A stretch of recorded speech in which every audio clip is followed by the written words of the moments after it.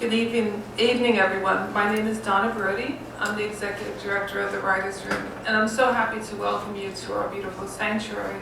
This is a writer's retreat. It's a place where writers who live in New York City can come daily and write more than they've ever written anywhere else. So it's my pleasure to welcome the Greenwich Village Society for Historical Preservation. I usually say the Preservation Historical Society. So I'd like to, since this is an evening of stories about the village, I'm going to read you a story that I wrote. When I moved to East 3rd Street in 1979, the rent for my studio and a 4-flight walk-up on the top floor was $55 a month. Even though that was a pretty good rent, sometimes I couldn't make it because I used to walk home on 8th Street from my job on the West Side, and before I knew it, I spent all of my money on books and jazz records, or records like this one. James Joyce.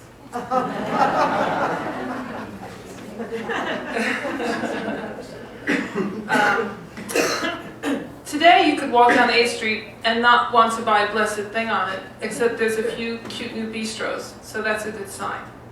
It was my second $55 a month apartment. The first one was in 1973, when 3 friends and I, who went to an all-girls Catholic prep school on the Upper West Side, wanted a place where we could go after school to smoke pot, unmolested by pickup artists, nuns, and scuzzballs. 15-year-old Dolores knew about this building on 1st and 1st, where her 35-year-old boyfriend used to live, where we could get our own apartment. That was allowed in those days. We could sit on the floor, share a joint, and be home in time for dinner. Split among the 4 of us, the rent was $13.50 a month. A lady in a housecoat with rolled stockings and slippers rented it to us, no questions asked. We gave it up after a month because we couldn't scrape together the $13.50 apiece from our allowances and pizza money. The monthly rent at the Writers' Room is $140. If you know anyone who needs a place to write, more than they've ever written before, send them our way. It's only $4.66 a day. Cappuccino money, and everybody has that.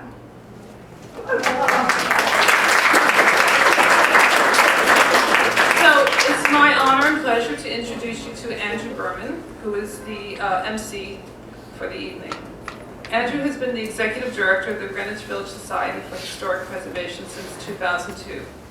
During his tenure, GVSHP has secured groundbreaking landmarking and neighborhood zoning protections in the Meatpacking District, along with the Greenwich Village waterfront, and in the South and East Village, as well as victories against development plans by NYU.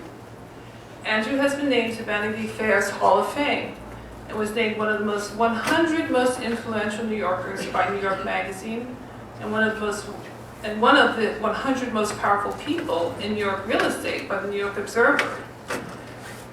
I know, I'm frightened.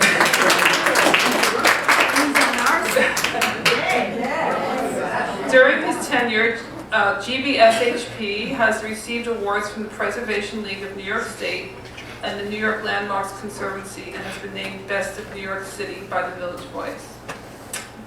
So, Andrew.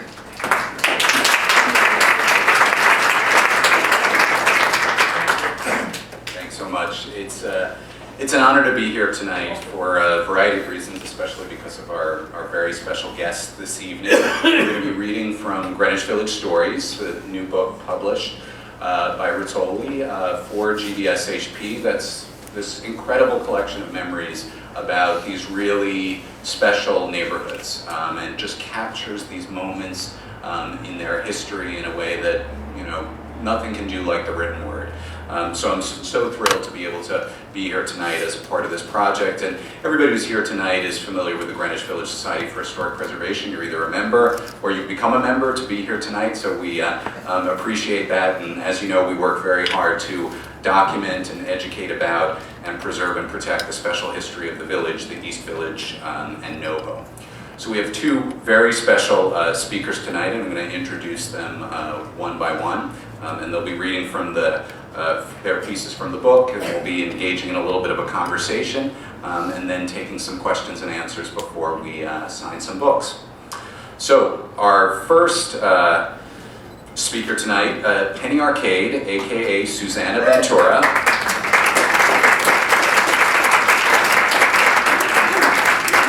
Penny occupies a unique position in the American counterculture and avant-garde. She is an internationally respected writer, poet, and one of the handful of independent artists who created contemporary text-based performing art beginning in the 1980s. Her contributions to American experimental theater began in her teens, and she has left her mark on every decade from the 1960s to the present. She's the author of 10 performance plays and hundreds of performance pieces and numerous essays, with her work focused on the human condition and giving voice to those marginalized by society. In 2010, Semiotext published a book of and about her work, Bad Reputation. So it's my pleasure to introduce Penny Arcade. It's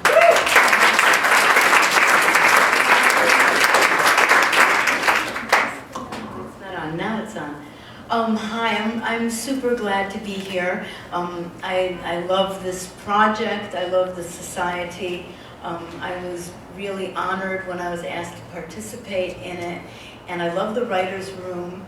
They named me artist in residence this year, which was a big deal for an outsider like me who never gets any of that kind of recognition, and no doubt that kind of led to me getting a McDowell residency this year.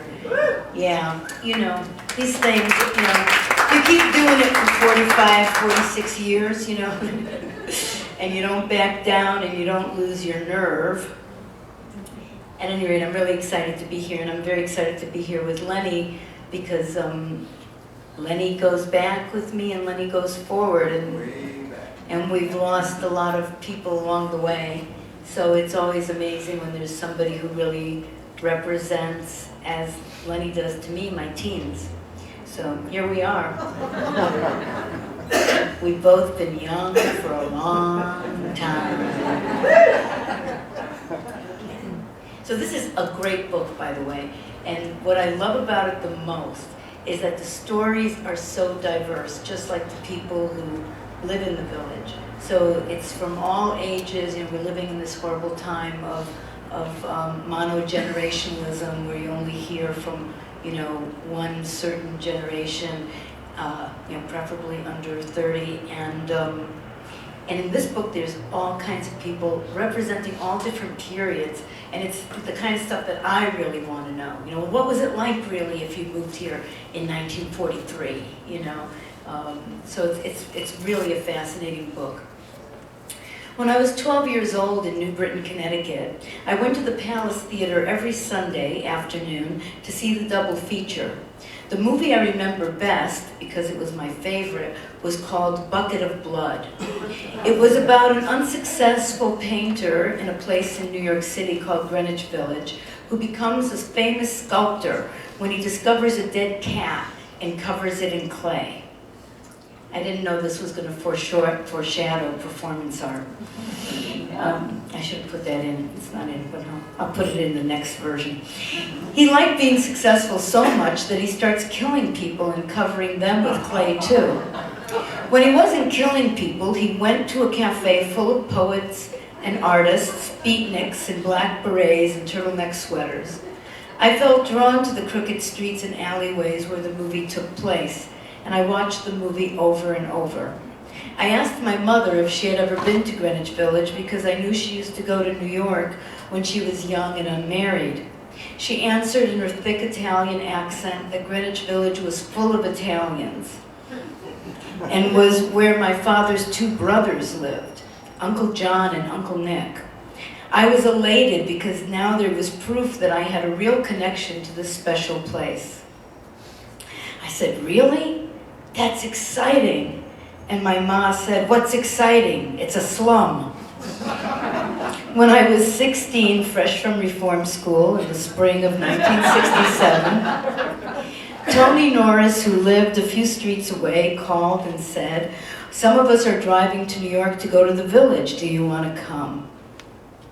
I said, yes, and we drove for a long time, and when we got there, it was dark.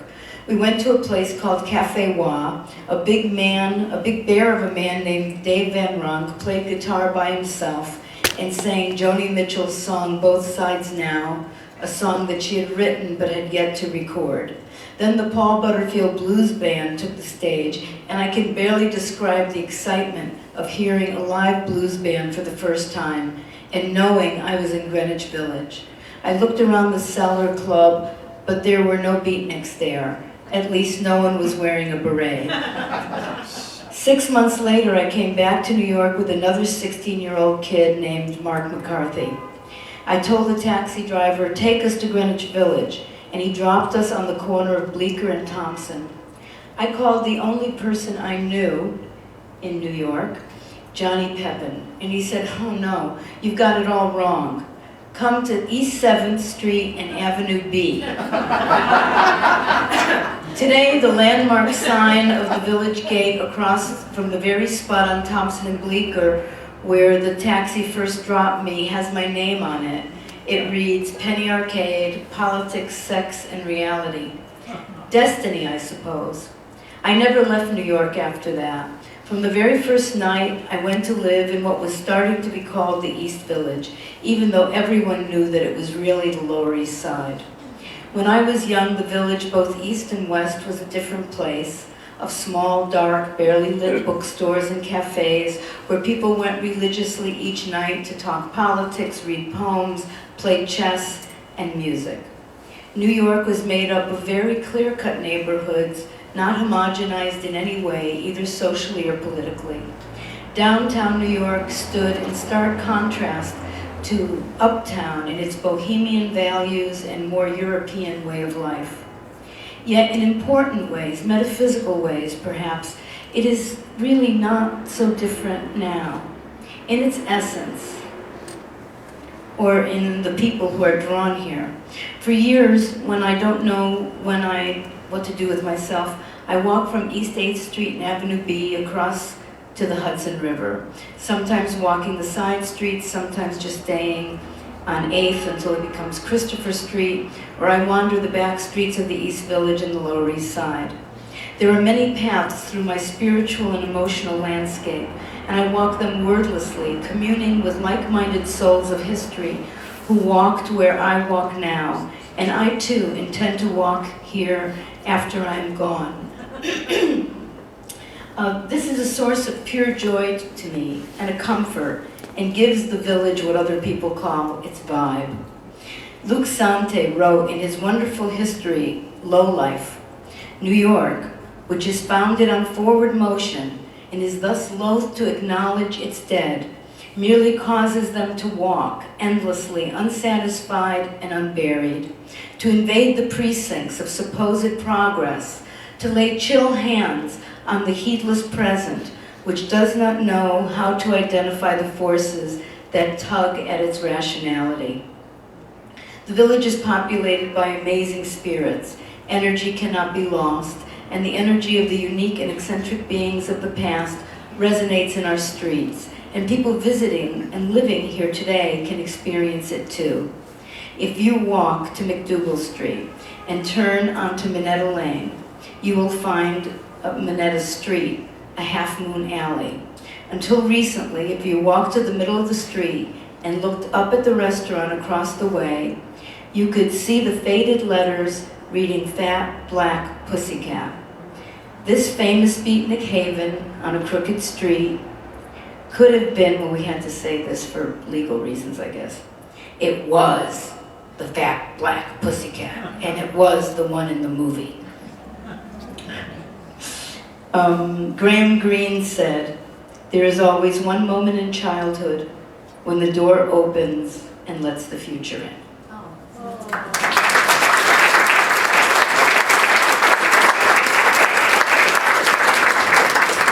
Thank you so much for that. That was wonderful. I'm thrilled and honored to introduce our next speaker, Lenny Kaye, who is a writer, record producer, and longtime guitarist with Patti Smith. He's worked with such diverse artists as Suzanne Vega, Jim Carroll, and Allen Ginsberg, and co-wrote Waylon Jennings' autobiography. He curated the influential garage rock anthology Nuggets, which has long been regarded as defining a genre.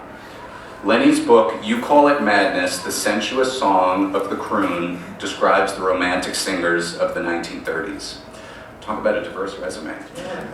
Well known in the village, Lenny Kaye and Patti Smith played the final concert at CBGB's just a few blocks away from here the night it closed in 2006. Lenny Kaye. Thank you so much, and thank you for the Greenwich Village Preservation Society, because we certainly need some preservation now. We can see our past vanishing in front of our eyes, and even though New York is known for building upon the ruins of many generations, we need to remember where we come from. And a book like this certainly helps us recall where we've been and hopefully what spirit we will continue to uplift over the future. For me, being in a book like this is a true piece of closure, because I remember coming in from the subway from Brooklyn when I was knee-high to a beatnik, and getting one of those cigarette holders from the Cafe Bazaar and pretending it was very cool. My piece on Greenwich Village is a reminiscence of the many musics that were made here. It was kind of fortuitous that how I learned about this book was in Matty Umanoff's beautiful guitar shop, because he certainly keeps the spirit of the instruments that make the city sing. And I always like going into Matty's and seeing what's on the wall, and maybe even tickling a few of those strings. Let's see, I lost my place already.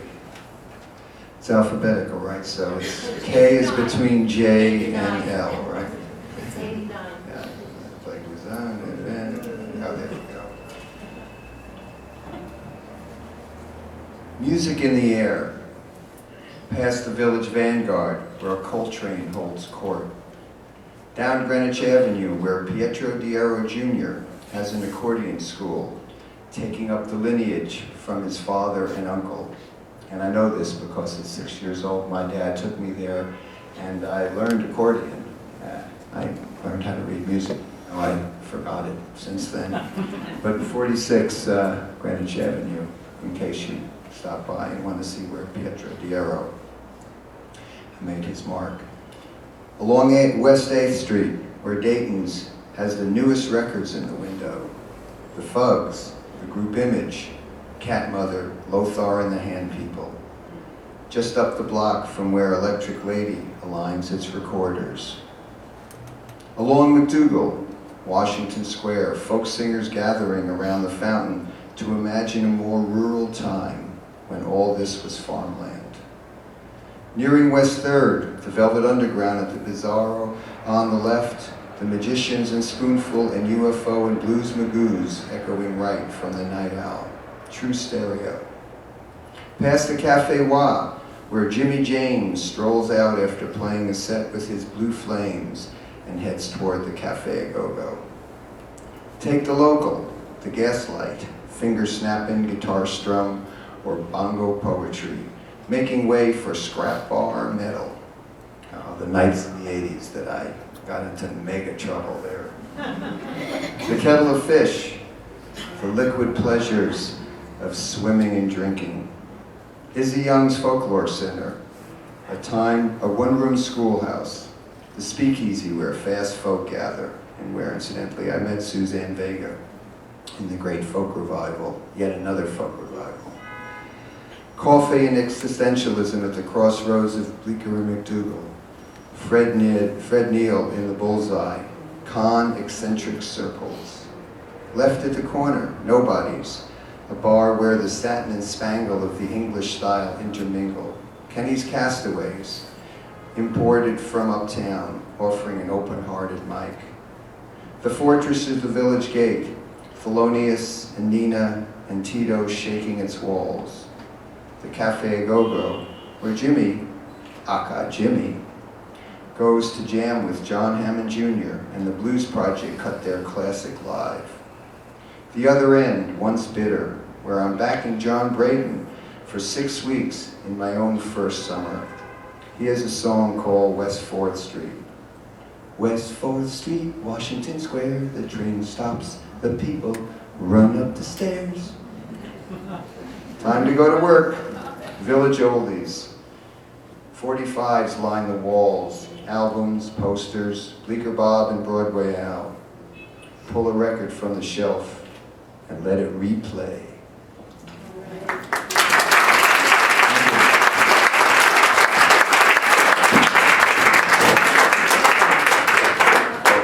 Thank you so much for that. Just to kind of get the conversation started, a theme obviously in what both of you write about are these particular places, these music venues, these performance spaces that obviously had a big impact on you. And you've touched on some of them already, but which ones sort of really stand out for you? Which ones do you think really kind of shaped you and the artist that you became? Well, you know, I think that the world is so different now because there was a canon, you know, and when you came to New York in the 60s, it was, you know, it was the Village Gate, it was the Bitter End, it was the Gaslight. There were these venues that I spent different periods of time going to. I just wanted to mention, the only thing missing from your piece is Moondog at the end of 8th Street. Moondog, yeah. You can put that. It was probably after lunch then. Yeah, at that moment. But that was also like a remarkable thing because the thing is that you know, the erasure of history is so terrible. Because when I was young, by the time I was in New York for 3 or 4 months, I had been schooled by people who were older than me, and believe me, I was running with like an extremely sordid set of people, but who were intellectuals, and they passed on an orientation to me, so I knew, you know, even though I wasn't going there yet, where I would go. So, you know, like in the 80s, I went to Kenny's Castaways all the time. I think I probably spent 2 solid years going there every night, and 1.5 of those years was hanging out with the songwriter Doc Pomus every single night. And he would go where it was wheelchair accessible. There's a great documentary about him called AKA Doc Pomus. You should all watch it. It's actually on Amazon now. And it has a lot of that history, and it's a really pretty wonderful movie. Lenny? A lot of it depends on when you arrive. I mean, I was a little too young to hang out in the folk clubs. I would read about them, and I guess for me, Izzy Young's Folklore Center was my true path, because right after I got my first guitar, or thought I might want to play guitar, I went in there in the summer of 1963 and bought a sing-out collection of folk songs, volume 3. And my first song I ever learned was Gotta Travel On, which I knew from the Billy Grammer hit. And you know, I really painstakingly found that G chord, and about 5 minutes later I was able to make that C chord and you know, D chord, and then I had the 3 chords, and then I could play just about 90% of any rock and roll song ever. So I was happy. But you know, that place really formed me. Later on, I guess around 1966, 67, I went to the Cafe Go-Go quite a bit. I had my first bands in New Jersey, where I was living and going to school at the time. And I would go there and see the first performances of the Jefferson Airplane and the Grateful Dead. And on one memorable Sunday in August, they had something called a Blues Bash. And Richie Havens performed, and that moment I talked about, John Hammond performed and called in this guitar player who we knew from the Cafe Wah, named Jimmy James, who came on stage and played behind his head. I immediately went back to my band and said, "Oh, we gotta play our guitars behind our head." But he was a fantastic guitarist, and then he went to England and became Jimi Hendrix, and it was a really wonderful moment to see. So I would say, in terms of seeing music, that place was the most formative to me. And then, of course, I worked 5 years at Village Oldies, and had the run of the stacks, and could make my own little DJ show every Saturday night about 1 o'clock when no one was in the store. And all of that led to Nuggets, and it was the first place Patti Smith and I actually hung out together, and I'd play all these great records from South Jersey, Group Harmony records, and we'd dance and do the Bristol Stomp. And so all of those places really helped, make me who I would become. That's amazing. Well, and you've both hit on this as well, but I'd be interested to hear a little bit more about who were some of the people and the figures who similarly really helped influence you and shape you in this neighborhood in terms of your evolution as an artist. Like, who really stands out for you? Yikes. Well, for me, I came into, I was a street kid, and the first person I met was, who was kind of famous, was Wavy Gravy, Hugh Romney. The hog farm had come into New York. This was 1968, and somehow I hooked up with them, I guess because I was homeless, so I was always like roaming around, not knowing. Being from an immigrant peasant Italian family, I also couldn't tell anybody I was homeless. So, I was, it was like kind of cadging places to sleep without telling anybody I needed it. And I ended up with a whole bunch of these hog farmers in a big loft, and turned out that they had gotten this job, and they had gotten this job at the Electric Circus, which in 1968 pretty much catered to what we call bridge and tunnel. And they were hiring freaks. They wanted these like hippies, and the hog farmers were these hippies. I wasn't anything. I was just this weird kid. But I went there, and of course I'm a real team player, so I was there, and I stationed myself in the ladies' room, and I had been answering the phones at the Yippie hotline when I wasn't with these demented junkies. I've always been kind of very across the board, demented junkies, answering the suicide hotline, And so I had been, had my consciousness raised by the Up Against the Wall motherfuckers, because I hung out with them, Ben Maria and that crowd, and I worked with Yippie, and so I stationed myself in the girls' room. And because I looked very plain, I wasn't dressed up, I was like wearing jeans and a t-shirt or something, all these girls who were coming from New Jersey and Long Island and wherever they were coming from, they were willing to talk to me, and I was in there, raising their consciousness. And actually there's an interview that was done in 1970 with me for a magazine called Rags that I recently got a hold of. And honestly, it's hysterical to hear yourself when you're 20, when you're 60, I was like, I'm reading myself going, yeah, and I was like, these kids are really groovy, I feel like a lot of respect for these high school kids, which is really funny. And so anyway, I did that for a whole bunch of time that night, and then I went upstairs, and I was watching, it was a huge ballroom. All these people were dancing. Sly and the Family Stone were on stage, playing their new hip songs. And Wavy Gravy suddenly pulled me over and he said, listen, I want to do something with you. And I said, okay. And he goes, I'm just going to sail you over the heads of the people. He said, I want you to just be relaxed.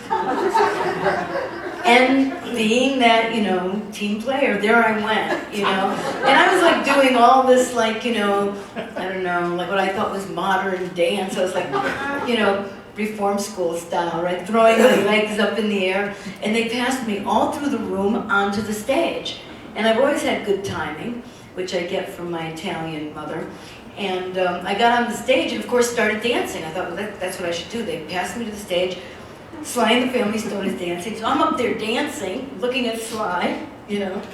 And then after about 3 minutes, I realized Sly wasn't having it. He was not interested. As soon as I realized that, no, this was just enough, then I dove, probably doing the first stage dive.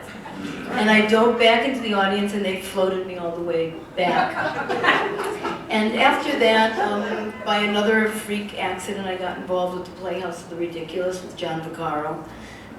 At that time, mainly because John Vaccaro did not believe that we should see any other theater at all. And he hated theater. And, you know, when he was angry with you, he would go to Utahagen! And he forbade us to see any other theater. And because of the forbidden element of it, I ended up going and seeing the Living Theater. I saw the Open Theater. I moved around and saw quite a lot of other stuff. And then somewhere like around, I think early '69 was when Jackie Curtis introduced me to Max's, and that was kind of, you know, kind of it. That became the place I went pretty much every night, except for a long time, Max's didn't have dancing, so we would go to the Stonewall to dance.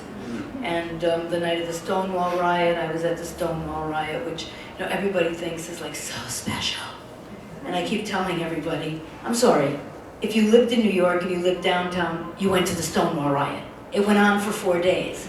Black Panthers were there, okay? Ecologists were there. You know, everybody, I was there with the up against the wall motherfuckers, and we were throwing bricks. We were the ones who were throwing bricks. Apparently this was not, well, Jim Fratt thought that was a really bad thing for us to do. But at any rate, that's some of my memories. Lenny? Let's see, people. I have to give a shout out to a guy named John Wilcock, who wrote a column for the Village Voice all through the 50s and into the early 60s. And, you know, I wasn't here, but I hoped to be here. And so I would read the Village Voice. And his columns, they were just so local and so of the era and so kind of bohemian. I really felt like this was what it was like to live in the village. I mean, I can't talk about what a beacon of light this area was in terms of being a cultural locus. I really, you know, that it draws people. People didn't know what it was like to live here, but they wanted to come because they knew they could be free and creative, two of the most important things in life. You know, there was many bookstores around. You would come here. I remember going. There was on Sheridan Square, right on the corner there.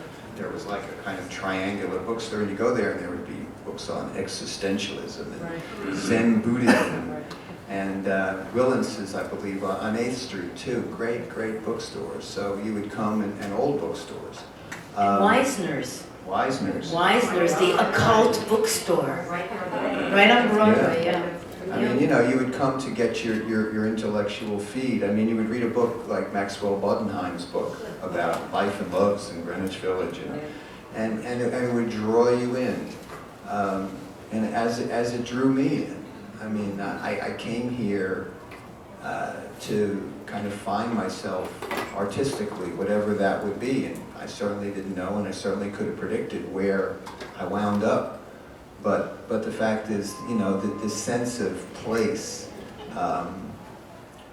it was so important. I mean, you can see, you know, and it's just a small geographic area, you know, the crossroads of Bleecker and McDougal, and then as it filters west through kind of the streets that don't really connect, 4th and 10th. I mean, it's the last before the grid takes over, and just a really special place where you could go to become you, and so I love to celebrate it and think of it, and I'm glad to be a part of it.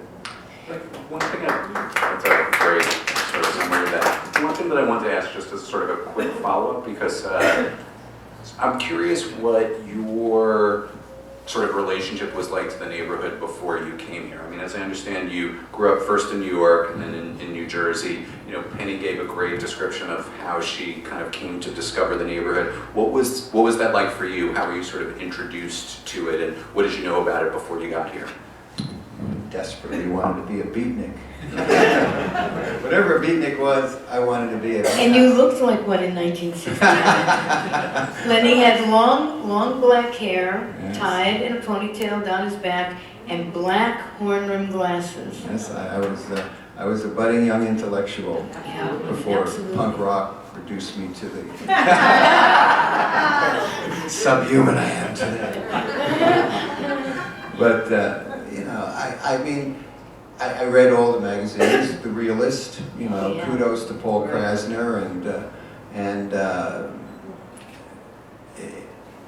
it drew me. I mean, you know, I was a mutant kid. I wasn't like into sports, and I wasn't particularly intellectual in college. I was a science fiction fan and a fan of avant-garde literature. I mean, you know, I'm one of those people that when I read on the road, it made me giddy.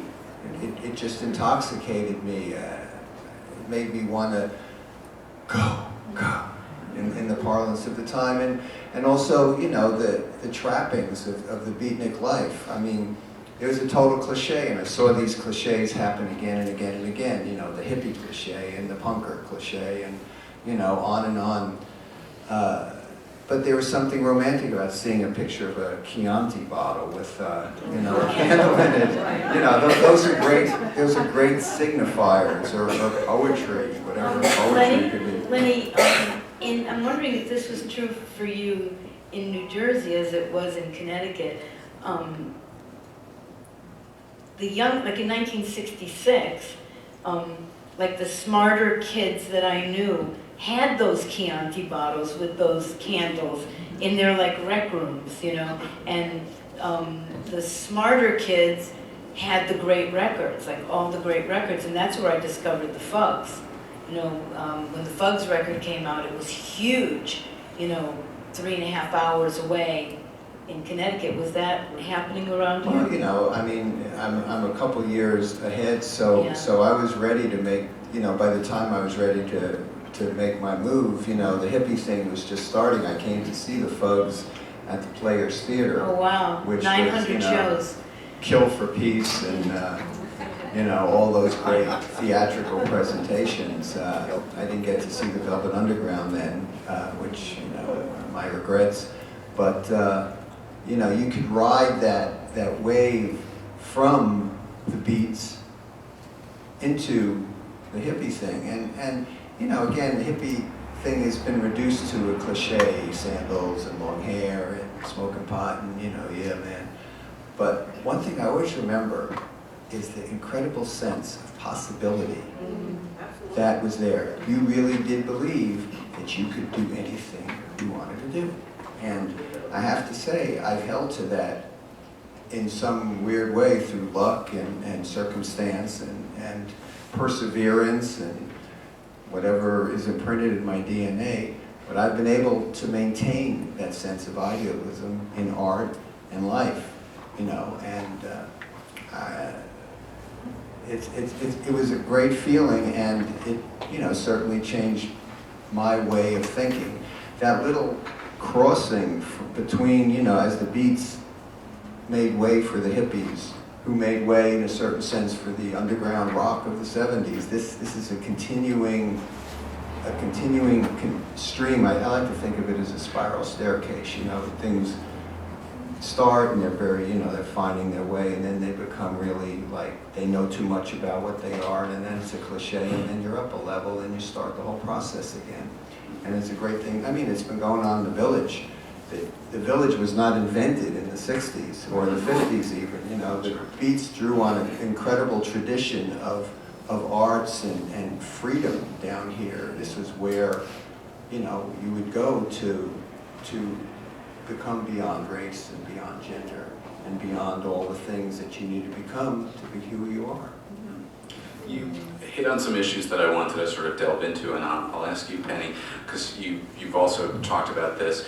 So the village and the East Village, they're places, but they're also sort of an idea. They're a mythology, and it seems as though that really played a role for you, for both of you, in terms of kind of what drew you there. Can you talk a little bit about how that played out for you? Well, I think that's something that's still possible and still exists. I always say that I'm constantly walking backwards into history. Last year I became obsessed with the poet, Edna St. Vincent Millay. And, you know, of course I had to read Edna St. Vincent Millay when I was in 6th or 7th grade or something. And I thought she was very boring. And I love biographies, and I stumbled on a biography of hers.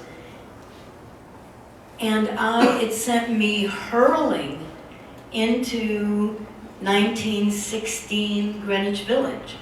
And every time, and you know, I used to, and I think also there's an element about synchronicity. I think this is available now. I don't think it's something that was just available then. And that's what I tried to point out in my particular story. I don't think it's like, oh gee, too bad you weren't here in 1968, you know. It's still available right now because I used to walk by that building on Bedford Street, the skinny, skinny little house. That was Edna St. Vincent Millay's house. It used to have a dirt road. There are photographs in these biographies of these dirt roads. And I was very good friends with Charles Henry Ford, and many of you won't know who he is, but he was one of those, what I call like a cog person, a person who connected different scenes. He was the only American surrealist poet deemed by Breton, and he actually started a literary magazine in Columbus, Mississippi when he was 17 years old. That was like, I think around 1922 or something like that. And he published Gertrude Stein, things by Man Ray, Breton. I mean, he was a high school student in Columbus, Mississippi, okay? This is pre-internet, people. So he was this incredibly eclectic person, and he died at 93, I think he was 93, around 2000. And so he was like, I think when I met him, when I was 18, he was 54. And he was a link for Warhol to Duchamp. And he would talk about the village in 1929 and 1930. So there's always been this continuum, and I believe it still exists now, that things are different. I know that. But I don't feel that it's, I'll tell you, I can put this in one sentence that I hope you will understand, and given the political correctness that's creeped back in the world, you won't be offended. Downstairs in my building, there lives a woman named Barbara. And Barbara's exactly my age. She's born 1 month before me in June of 1950. Walking past her door the other day, she opens the door up, she goes, you know what? She says, I want to fuck Frank Zappa. And I looked at her, I said, yeah, I said, you know, he's dead. She said, I don't see that as an impediment.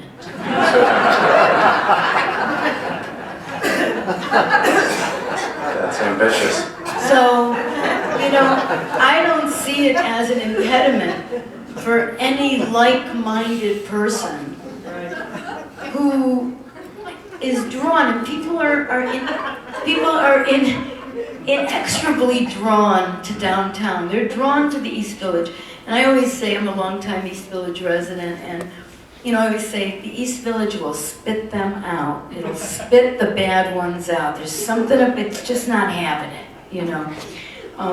But people come as they've always come, and I know because I tour internationally a great deal, and everywhere I go, in Australia and South America, the village means something to people. Sure. It means something to people everywhere. Yeah. And it's a mythological place that belongs to everybody. Not just, and this includes, you know, there are downtown people, we always say downtown people. There are a lot of people who are downtown people who never lived downtown. Sure. It's where they chose to socialize. It's where they chose to go for coffee. It's where they went to buy their books, and they still try that's the lifestyle they want. I think the people who are in this room, and it's a very diverse group of people from a lot of different backgrounds, we're all the same. We're part of the same creasse, if I can use a 60s word, you know? Lenny, you, and this relates to what Penny was just saying, you sort of touched on this, but you know, we think of the time period that you're kind of thinking back to as such an incredibly important and resonant time period, but it sounds as though the time that preceded it was very present then as well, and it was something that people would refer to and were very conscious of. How did that kind of make itself known when you were first discovering the neighborhood? Well, you know, it's a huge, huge history. I mean, all the abstract expressionists hung out like, you know, 2 blocks from here. This state of mind, I mean, Penny, I think, really caught it great. It's not so much what's here, it's what it represents. You know, I think of Lawrence Ferlinghetti's great phrase, a Coney Island of the mind.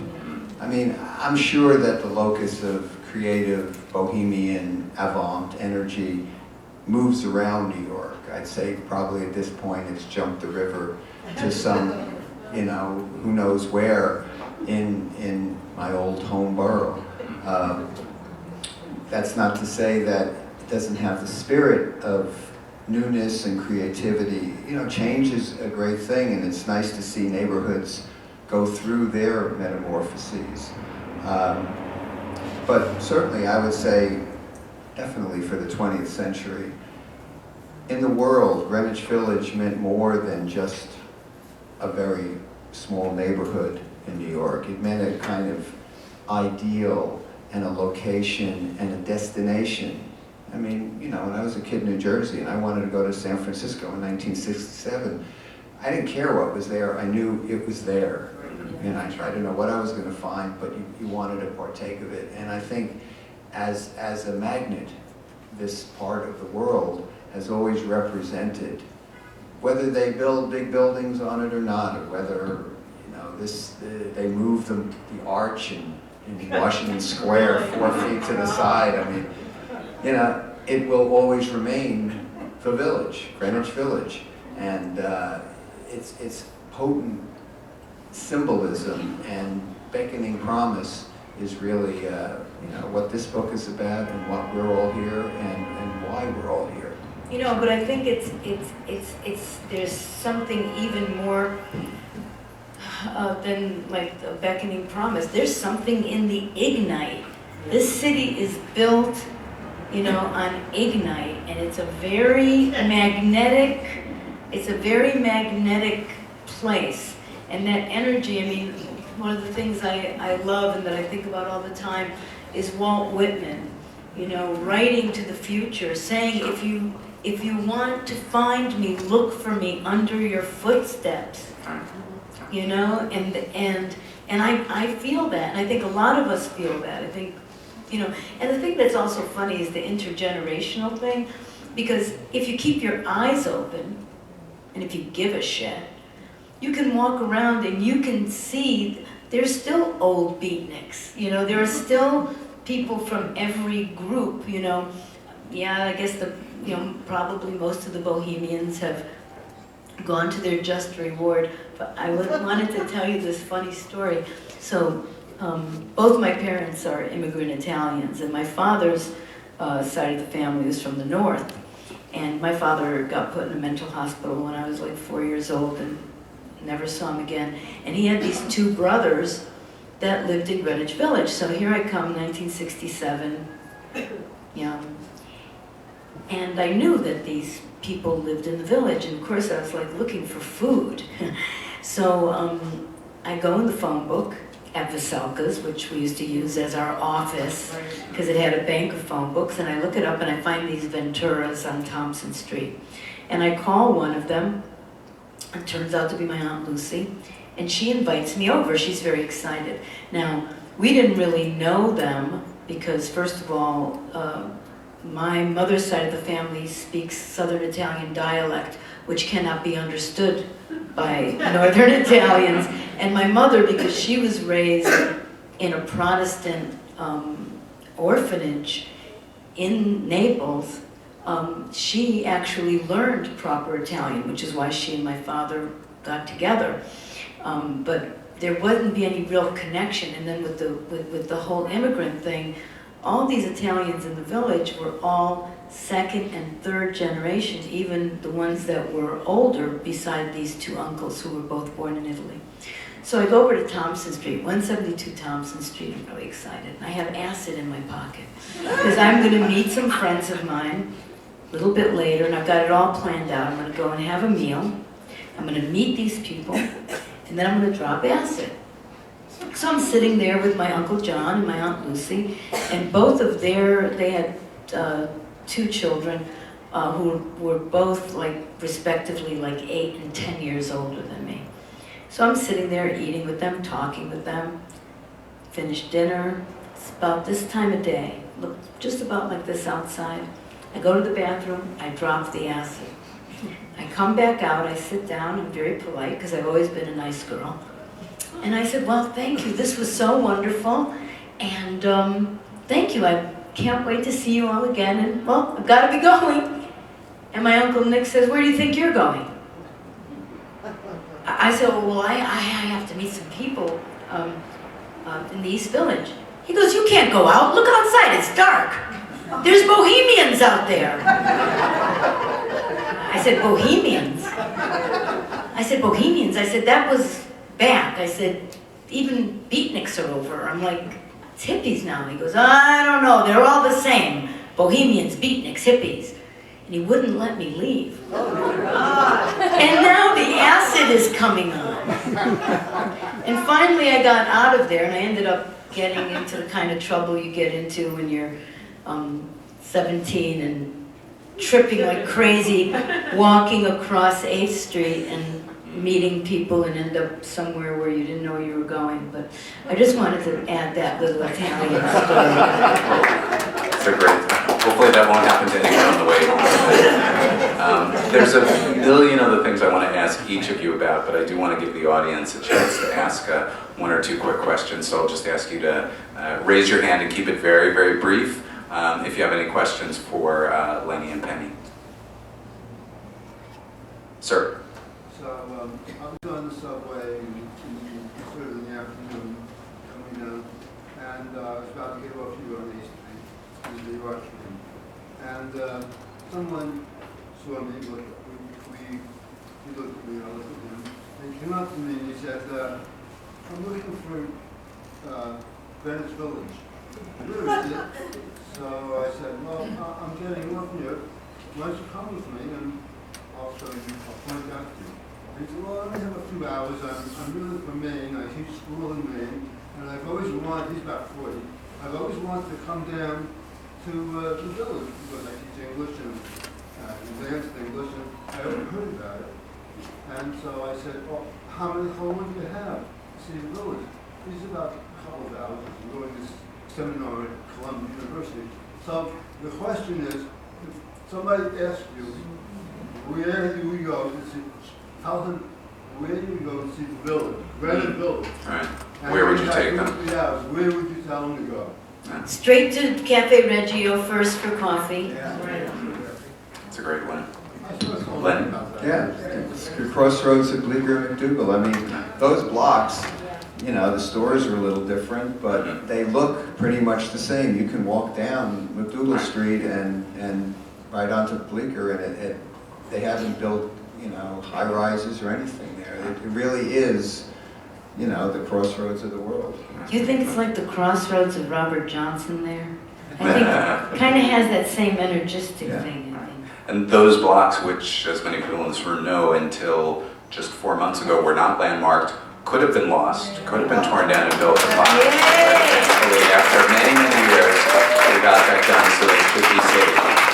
Do we have another question from the audience? And I'll just ask you to keep it brief if you do. It's not a question, I have a comment. Okay. All the political heavies that, all the stuff that was going on here in the 20s, 30s, 40s, 50s, 60s politically, I don't hear anything about that from you guys. Would you know any of these people?